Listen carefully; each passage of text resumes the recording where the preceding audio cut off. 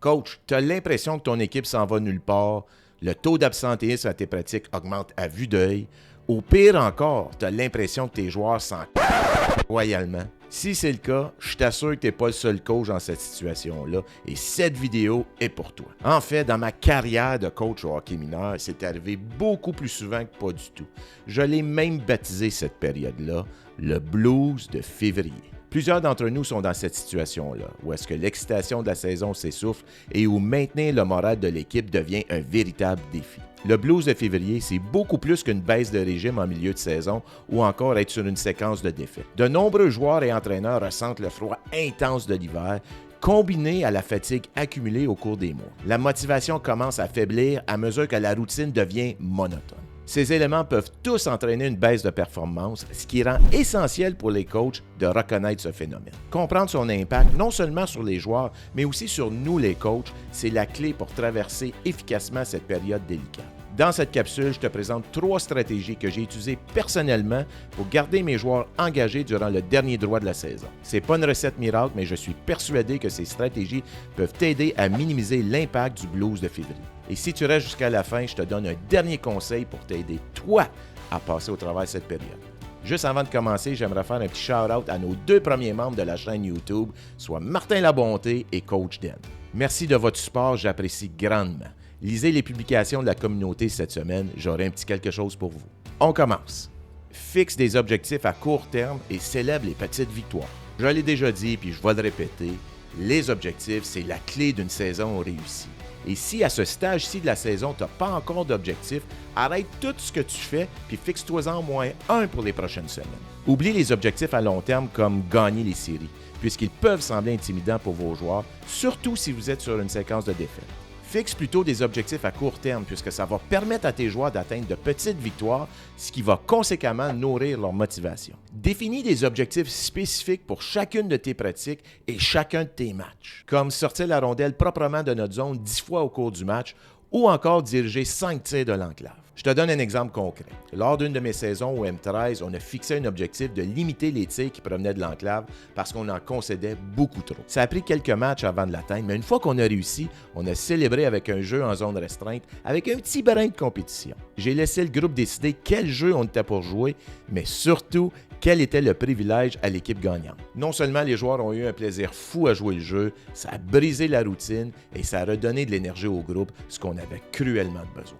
Garde tes pratiques dynamiques. Si tes pratiques deviennent monotones, tes joueurs risquent de décrocher. Intègre des exercices qui mêlent compétition et plaisir, comme des jeux en zone restreinte ou des drills en situation de match. Change la routine avec une pratique spéciale, comme permuter tes attaquants et les défenseurs. Inquiète-toi pas avec ça, ça n'impactera pas négativement leur développement. Rendu à ce stage de la saison, faire quelque chose d'inattendu qui brise la routine peut faire toute la différence dans la motivation de ton groupe. Je te donne un exemple. Un soir où mes joueurs semblaient démotivés sur la glace, j'ai pris la décision de remplacer mes exercices habituels par un mini-match 3 contre 3 en plein milieu de la pratique. Oui, j'aurais pu lever le ton et exiger que mes joueurs fassent les exercices que j'avais planifiés minutieusement et qui m'avaient pris plusieurs minutes à le faire. Mais j'ai préféré m'adapter au groupe et pour le bien du groupe. L'énergie est revenue quasi instantanément et ça a changé l'attitude de l'équipe pour le reste de la pratique. Sors de l'ordinaire, fais quelque chose qui ne s'attende absolument pas que tu fasses. Ajoute de la variété à tes pratiques. Coach, tu te creuses les méninges à savoir quel exercice utiliser pour travailler telle habileté de base, telle tactique ou encore système de jeu? J'ai justement l'outil pour toi, soit mon application multiplateforme Lowe's Hockey. Que ce soit sur ton téléphone, ta tablette ou encore sur ton PC, accède à une banque d'une centaine d'exercices, des vidéos et des conseils pratiques pour t'aider à mieux planifier tes prochains entraînements. Simplifie ta préparation et maximise les chances de réussite de ta prochaine pratique. Abonne-toi dès maintenant à l'application puisque je mets à jour mensuellement la banque d'exercices. Utilise le code que tu vois présentement à l'écran afin de bénéficier d'un rabais lors de ton achat. Abonne-toi à l'application dès maintenant. Valorise l'effort plutôt que le résultat. Il y a une chose que nous, les coachs, il faut qu'on comprenne.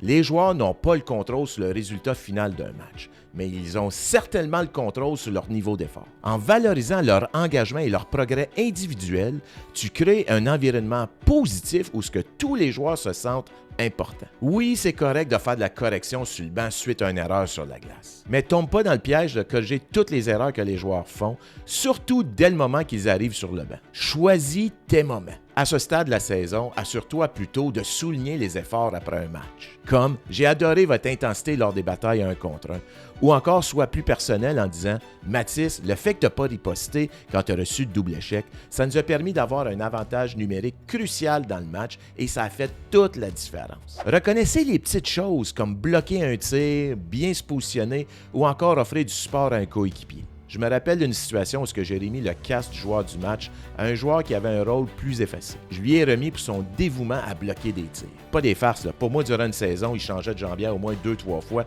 tellement qu'il bloquait de tirs. Mais ces petites choses-là, souvent, ils passent inaperçues. Normalement, quand je remettais le casque au joueur que j'avais sélectionné, tous les joueurs de la chambre applaudissaient. Mais dans ce cas-là, non seulement ils ont applaudi, ils se sont tous levés pour aller encercler le joueur en question. Je peux-tu vous dire que le support qu'il venait de recevoir de ses coéquipiers l'a motivé pour le restant de la saison? Sans aucun doute. Et finalement, je t'avais promis une stratégie que tu pourrais appliquer à toi. La voici, prends soin de toi.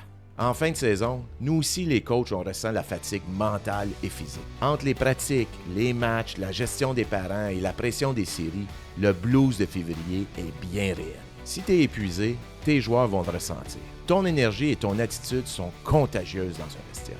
Un coach qui est fatigué, frustré et démotivé peut inconsciemment transmettre cette attitude négative à son équipe. Voici quelques solutions pour rester focus jusqu'à la fin de la saison. Prends du recul. Rappelle-toi pourquoi tu fais ça. Revisite tes objectifs de début de saison et concentre-toi sur les aspects positifs. Trouve du soutien.